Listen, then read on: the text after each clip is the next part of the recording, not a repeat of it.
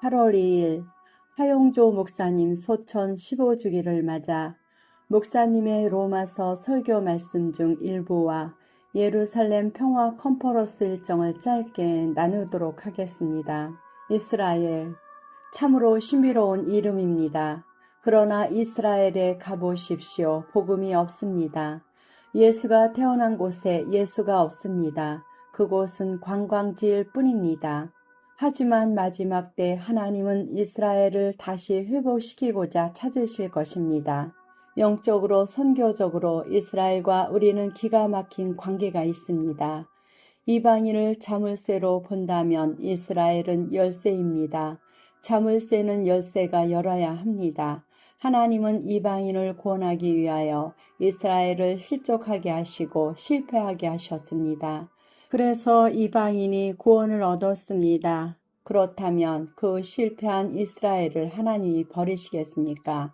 아닙니다. 반드시 다시 찾으실 것입니다. 우리가 세계 선교를 아무리 외쳐도 이스라엘이 구원받아 회복되지 않으면 구원의 완성은 없습니다. 이스라엘을 제외한 선교는 선교의 허무주의에 빠질 수 있습니다. 이스라엘 선교가 끝입니다. 끝을 맡아 놓으면 과정이 단축됩니다. 이것이 이스라엘에 대한 하나님의 계획입니다. 구멍 뚫린 병에 물을 가득 채우려면 제일 먼저 해야 할 일이 무엇입니까? 먼저 구멍을 막아야 합니다. 이것이 이스라엘입니다.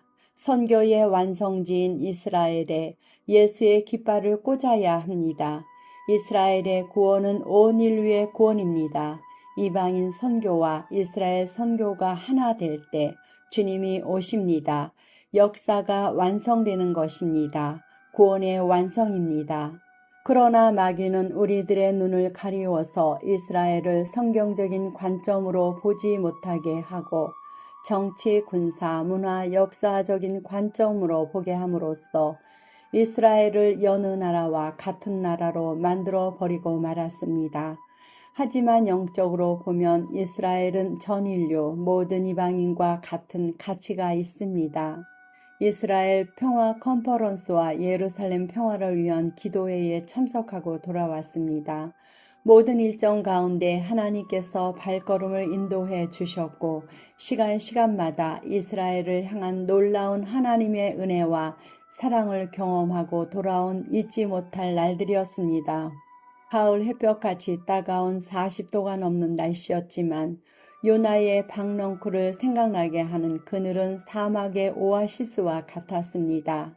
끝없이 보이는 산과 구릉은 돌과 바위로 뒤덮인 모래먼지가 금시라도 날릴 것 같은 황량함이 느껴졌지만 가끔씩 보이는 푸른 녹색의 나무들과 대추 야자나무가 눈을 시원케 했습니다.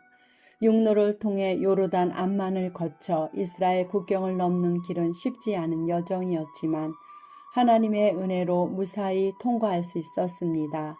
모든 일정 가운데 버스 안에서의 이스라엘을 위한 기도를 통해 또 한 번 하나님께서 택하신 이스라엘 백성에 대해 묵상하는 시간을 갖고 홀로코스트 박물관을 방문했습니다. 말로만 듣던 2차 대전 나치에 의해 900만 명의 유대인 중 600만 명 학살 현장의 자료들을 보며 마음이 너무나 아팠습니다. 사단은 어떻게 해서든지 이스라엘 백성들이 예수님을 알지 못하도록 공작을 쉬지 않고 버리는 모습을 볼 수 있었습니다. 공식 일정을 마치고 짧지만 성지 순례의 길에 올라 예루살렘 성과 통곡의 벽, 감람산과 예루살렘을 향해 눈물로 주님께서 기도하셨다고 하는 눈물의 교회, 겟세마네 동산, 가둔 틈에서의 감동의 성찬식, 예수님이 십자가에 달리시고 지나가는 사람들에게 온갖 저주와 희롱을 당하셨던 골고다와 예수님의 돌무덤까지 기독교인이라면 예수님 오시기 전 일생에 한 번은 꼭 밟아봐야 하는 이스라엘, 예루살렘 땅, 너무나 멋지고 잊지 못할 일정이었습니다. 예루살렘 성을 향해 눈물을 흘리시며 땀방울이 핏방울이 되도록 외치시며 기도하셨던 주님의 마음이 느껴졌습니다.